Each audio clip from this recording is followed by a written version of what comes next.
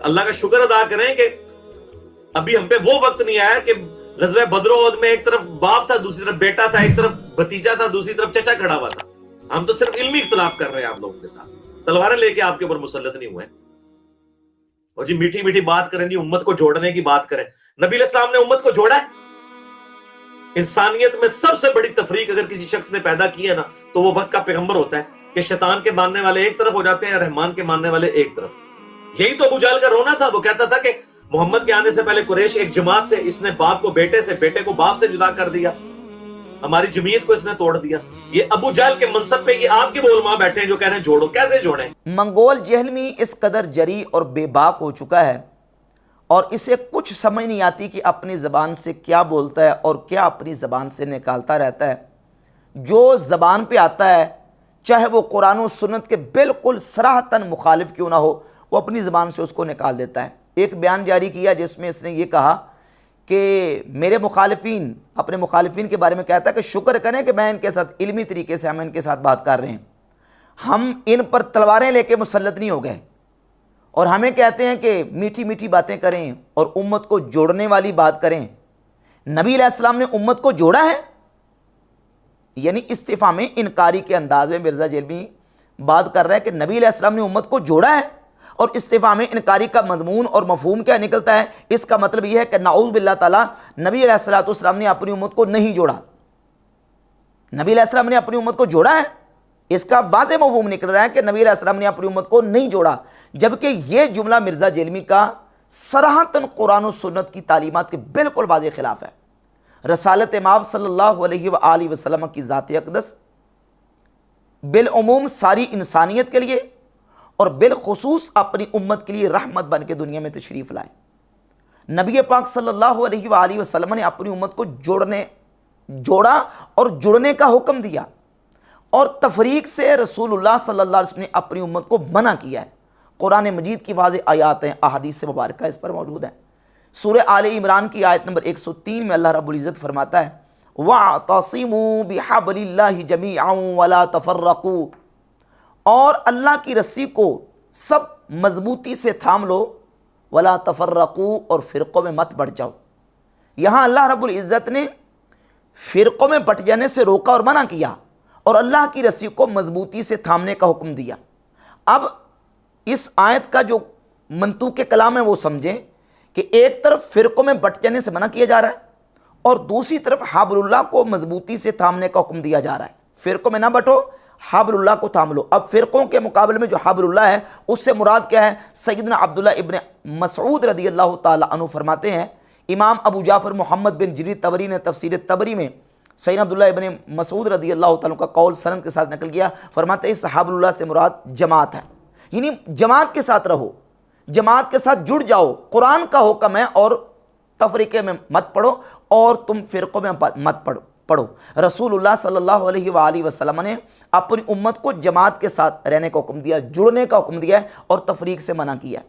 مشہور حدیث ہے، حدیث کی درجن سے زائد کتابوں میں 18 صحابہ اکرام رضی اللہ تعالی عنہم اس حدیث کے راوی ہیں کہ رسول اللہ صلی اللہ علیہ وآلہ وسلم نے یہ اس بات کی پیشگوئی فرمائی کہ امت میں 73 فرقے ہوں گے.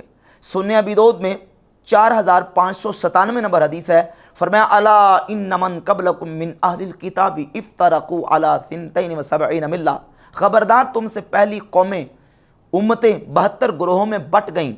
وَإِنَّ هَذِهِ الْمِلَّةَ سَتَفْتَرِقُ عَلَى 73 اور میری یہ ملت 73 فرقوں میں بٹ جائے گی.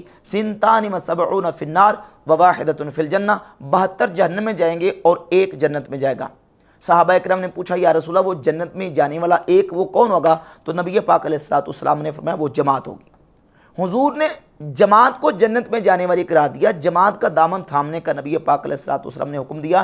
امام ترمذی رحمۃ اللہ علیہ نے جامع ترمذی میں ایک باب قائم کیا ہے، یہ سنن ترمذی ہے، ناصر الدین البانی کی تحقیم کے ساتھ سعودی عرب سے مکتبۃ المعارف سے شائع ہوئی ہے. اس میں پورے باب کا نام ہے باب ما جاء فی لزوم الجماعہ، جماعت کو لازم پکڑنے کا بیان. اور 2165، 66 اور 67 3 احادیث مسلسل امام ترمذی رحمۃ اللہ علیہ لے کے ہے کہ رسول اللہ صلی اللہ علیہ وآلہ وسلم نے فرمایا علیکم بالجماعہ، تم پر جماعت کا ساتھ دینا لازم ہے، جماعت کو لازم پکڑ لو، وَإِيَّاكُمْ وَالْفُرْقَةَ، اور فرقوں سے اور تفریق سے بچ جاؤ۔ حضور نے تفریق سے بچنے کا حکم دیا، جماعت کو لازم پکڑنے کا حکم دیا۔